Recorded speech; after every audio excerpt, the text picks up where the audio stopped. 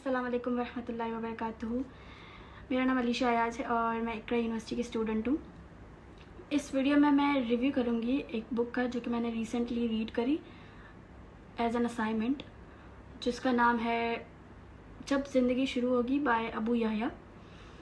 तो इस नावल को कह सकते हैं नावल और बुक। तो इसको रीड करने के बाद जो मुझे समझ आया वो ये था कि इस नावल को बनाने का मकसद, इसको लिखने का मकसद जो रहा है राइटर का, वो ये है कि वो इस नावल के ज़रिए लोगों को ये बताए कि असल जो क़यामत का मंज़र है जो कि कुरान में ऑलरेडी डिस्कस हो चुका है। जिस तरह से उसमें हर आयत के अंदर आखिरी से जो कुरान का आखिरी पारा है जिसके अंदर मोस्टली जैसे कि क़यामत का मंज़र दिखाया गया है, बिल्कुल उसी तरह इसने जो है इस बुक के अंदर दिखाया है। और ये कि इसके अंदर एक मैसेज मिलता है कि जिस तरह हम इंसान भूल चुके हैं दुनिया के अंदर, गुमराहियों के अंदर और फितनों के अंदर और बहुत सारी बिदात वगैरह ऐड करने के अंदर, तो ये सारी चीज़ें जो हम भूल चुके हैं उन सब चीज़ों को जो ख़त्म करने के लिए, और एक लाइफ चेंजिंग नावल था जिसको पढ़ने के बाद मुझे ये समझ आया कि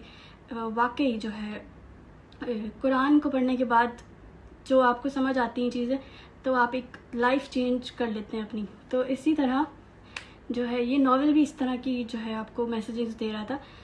नावल के अंदर एक क्लेम भी है कि जिस बुक को पढ़ने से लोगों की ज़िंदगी पर इसको पढ़ने से काफ़ी ज़्यादा असर भी रहा। और जब मैंने इसको रीड किया तो बिल्कुल ऐसा ही मुझे भी महसूस हुआ था। तो बुक के अंदर कुछ इस तरह से है कि ये एक बायोग्राफ़ी है, एक इंसान की बायोग्राफ़ी है। तो और फिर क़यामत होने के बाद जो है एक इंसान की जो है दिखाई गई है स्टोरी छोटी सी, कि वो किस तरह जो है बरज़ख से निकलता है और बरज़ख की ज़िंदगी से निकलता है। दैन उसके बाद क़यामत बर्पा होने के वक्त जब एक सूर फूंका जाता है तो उसी वक्त उसको उठाया जाता है क्योंकि वो एक नेक इंसानों में से होता है। दैन उसको फिर अल्लाह से मुलाकात का शर्फ़ बख्शा जाता है। दैन वो वापस आता है और इसके अलावा उससे हर किस्म के अज़ाब को दिखाया जाता है क्योंकि वो एक नेक इंसान होता है इस वजह से। और इसी तरह जो है गुनाहगार लोगों की भी दिखाई गई है स्टोरी कि उनके साथ क्या क्या होता है, क्या क्या माजरा होता है, किस किस गुनाह की बिना पे उसको क्या क्या सज़ा भुगतनी पड़ती है। दैन उसके बाद तमाम अंबिया की गवाही है इसके अंदर। दैन उसके बाद बिदात और बहुत सारी चीज़ें जो है डिस्कस की गई हैं इस बुक के अंदर।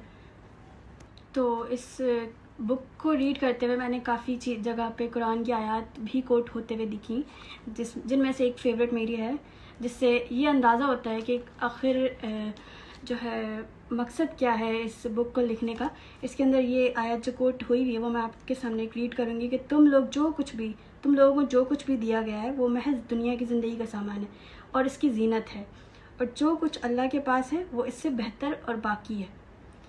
क्या तुम लोग अकल से काम नहीं लेते? भला वो शख्स जिससे हमने अच्छा वादा किया वो इसे पाने वाला हो, कभी उस शख्स की तरह हो सकता है जिससे हमने सिर्फ हयात दुनिया का सारा सामान दे दिया हो, फिर वो क़यामत के दिन सज़ा के लिए पेश किए जाने वाला हो। तो आयत थी अल-कसस की। तो इस आयत से भी हमें यही मकसद मिलता है कि हम जिस तरह से दुनिया के अंदर मसरूफ़ हो चुके हैं, जो सब चीज़ें हमें आसाइशें जो दी गई हैं, इन सब का जो है इस तरह से इस्तेमाल कर रहे हैं जैसे दुनिया कभी ख़त्म होने वाली ही नहीं, जैसे हम बिल्कुल अंदर मसरूफ़ हो चुके हैं और हमारा कोई मकसद नहीं है इस दुनिया में। और असल मकसद जो कुरान के अंदर बताया गया है उसे भूल के लोग बस एक हद तक महदूद कर चुके हैं अपने आप को, जो कि यह है कि दुनिया के उनके मकसद बहुत बदल चुके हैं। असल मकसद जो है वो क़यामत है और उसके बाद की ज़िंदगी है, लेकिन लोगों का मकसद जो इस वक्त हो चुका है वो बहुत डिफरेंट है। तो असल जो स्टोरी थी वो इसी की बिना पर थी